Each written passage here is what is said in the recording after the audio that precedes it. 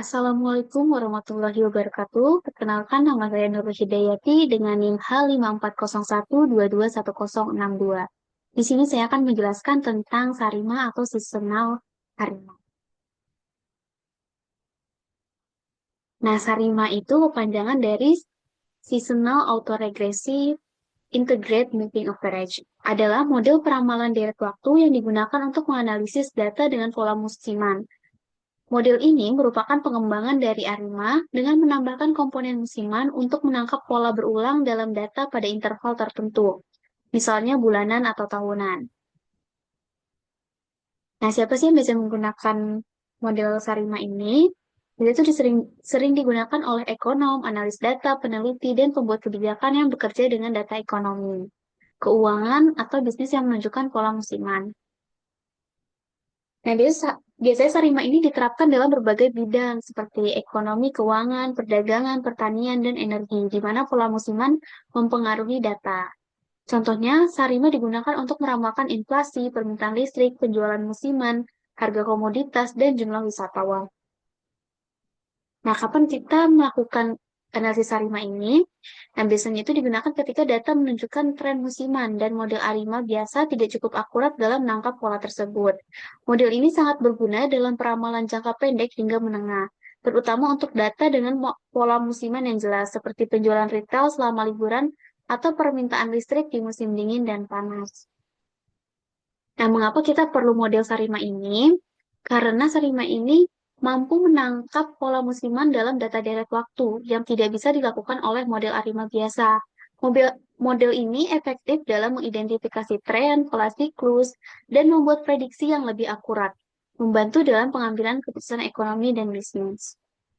Nah, gimana sih cara kita melakukan analisis Sarima ini? Nah, Sarima itu dibangun berdasarkan parameter PDQ kecil sama PDQ besar, M, atau bisa juga PDQ besar sekurung eh, pangkat M gitu. Di mana P kecil itu ordo dari AR, D kecil itu derajat diferensiasi dari M Arima, nah Q itu orde dari MA. Nah, kalau PDQ besar itu komponen musiman sama kayak AR, integrate atau difference-nya sama kayak MA, tapi ini untuk yang komponen musimannya. Nah, sedangkan M itu adalah periode musiman, misalnya 12 untuk data bulanan, terus 4 untuk data kuartal gitu. Nah, langkah-langkah penerapan Sarigma itu yang pertama, identifikasi pola musiman dalam data dengan analisis grafik atau uji statistik. Selanjutnya itu melakukan diferensiasi apabila datanya itu belum stasioner di level. Terus menentukan parameternya menggunakan ACF atau PACF. Terus melatih model Sarima dengan mengevaluasi hasilnya dengan metrik seperti AIC atau BIC. Nah, terus menggunakan model untuk membuat prediksi dan menganalisis hasilnya untuk pengambilan keputusan. Nah, selanjutnya saya akan eh, mencontohkan melalui aplikasi atau software Stata. Ini kita buka dulu datanya. Ini datanya tentang inflasi. Ini kita copy aja. Tanggal atau tahunnya nggak usah di copy karena nanti kita langsung masukin aja di statanya. Ini kita buka statanya kayak gini ya tampilan awalnya. Terus ke data editor. Ini kita kontrol V. Klik yang variabel. Nah, ini udah ya. Nah, terus kita mau masukin waktunya. Caranya itu kita ke komen, terus ketik gen, new gen, t, sama dengan underscore n. Nah, kita bisa lihat di data editor ini, udah ada ya variabel t-nya yang baru. Terus kita komen lagi, terus kliknya gen, new t, sama dengan tm. Karena data kita tadi dari tahun 2014, berarti kita ketik aja 2014 M1 kurung ditambah T minus 1. Ini di enter aja. Nah, kita data editor lagi. Nah, ini udah ada. Nah, sekarang kita klik. Nah, ini formatnya kita ubah jadi bulanan. Ini klik yang titik 3, terus ke monthly, terus klik OK. Nah, ini udah ada ya, berarti dari 2014 sampai 2019. Nah, sekarang kita mau TSC new tag. Nah, ini kelihatan ya datanya dari 2014 dengan delta 1 bulan. Selanjutnya kita mau lihat line close dari data kita. Caranya itu klik statistik, terus time series, terus paling bawahnya yang graph, terus ke line plot, terus create, variabelnya pilih inflasi, save, terus oke. Nah, tungguin dulu, ditunggu sampai muncul line plots-nya. Nah, ini line plots-nya ya. Dari sini kelihatannya line plot-nya itu terlihat musiman walaupun nggak terlalu jelas. Tapi lihat trennya nih, musiman. Nah, kelihatannya sih sudah stasioner, tapi nanti kita coba lagi. Sekarang kita coba uji stasioner. Caranya ke statistik, time series, ke tes. Nah, ini pilih yang ADF Unique to Test. Klik, variabelnya itu inflasi. Terus klik OK.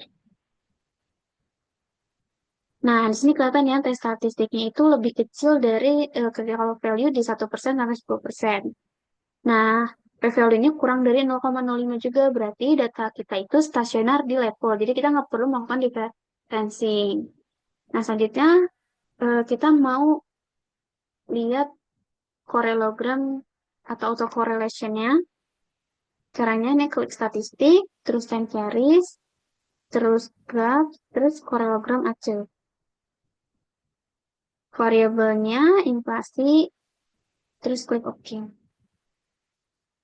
Nah, ini program dari AC. AC itu akan mencerminkan MA atau Ki untuk Ki kecil dan Ki besar. Nah, untuk Ki kecil itu cara ngitungnya itu dari semua leg awal-awal ini. Ini leg 1, leg 2, leg 3, leg 4. Nah, leg ini cut off itu di berapa? Nih, ada leg 1, leg 2, leg 3. Berarti cut off di 1, 2, 3. Karena ini keluar, terus setelahnya masuk.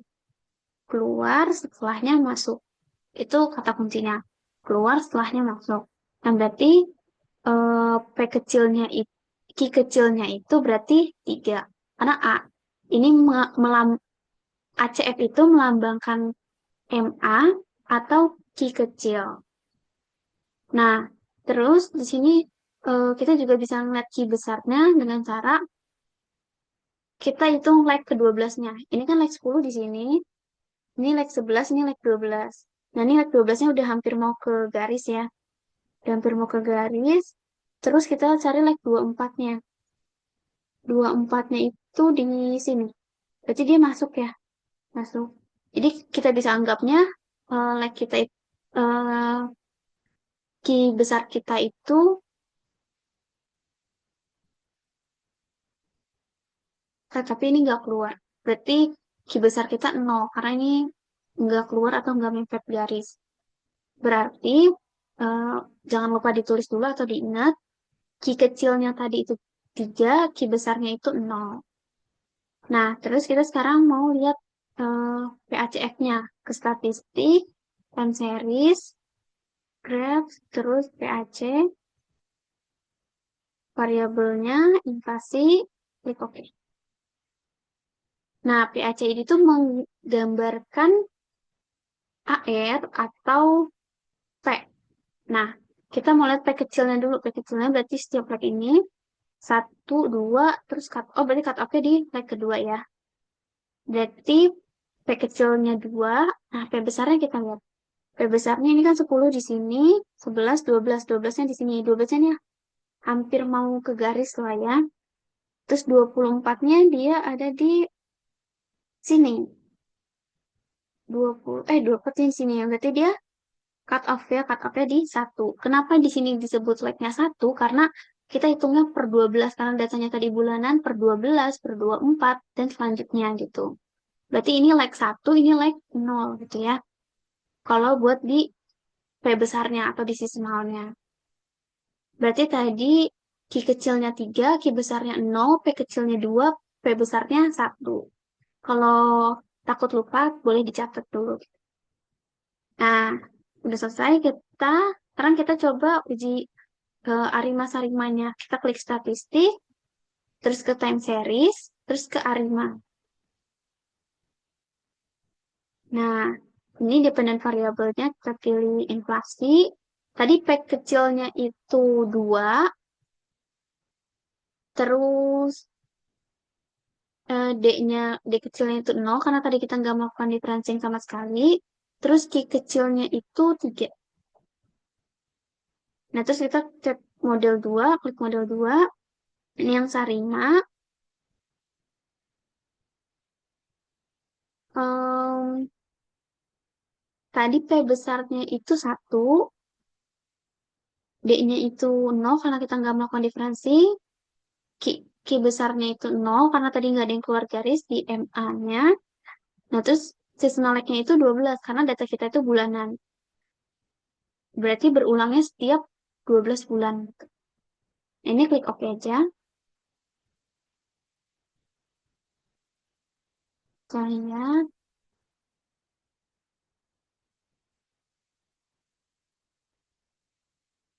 Nah, di sini kelihatan kalau ininya belum signifikan ya, karena masih di atas 0,05. Tapi kita coba lihat kayak EIC-nya dulu. Tik aja start IC. Bentar. Oh, berarti EIC-nya di 67.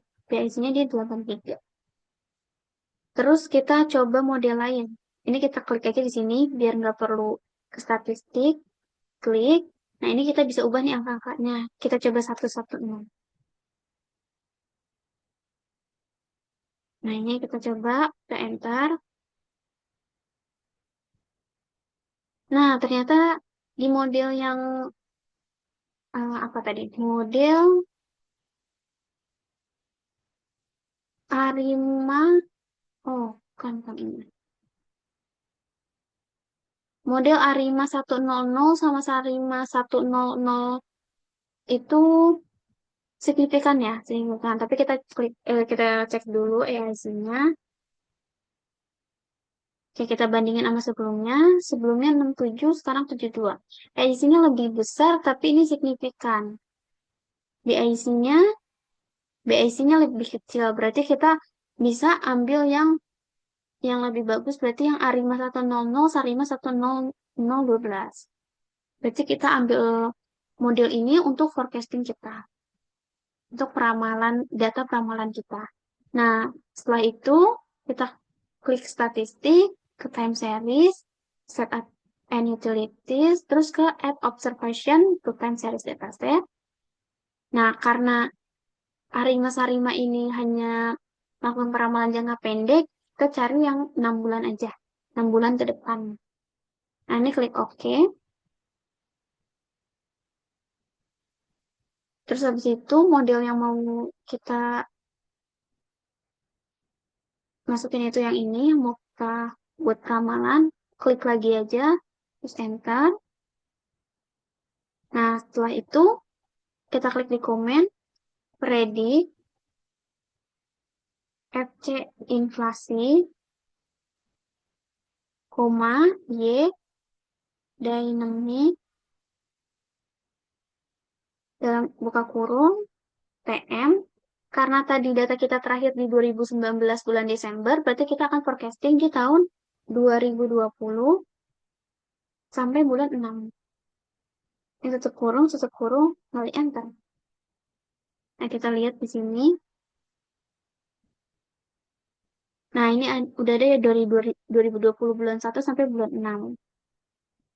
Jadi ini adalah data hasil forecasting kita dengan model Arima-Sarima. Nah, sekian penjelasan dan tutorial dari saya. Terima kasih sudah menonton. Wassalamualaikum warahmatullahi wabarakatuh.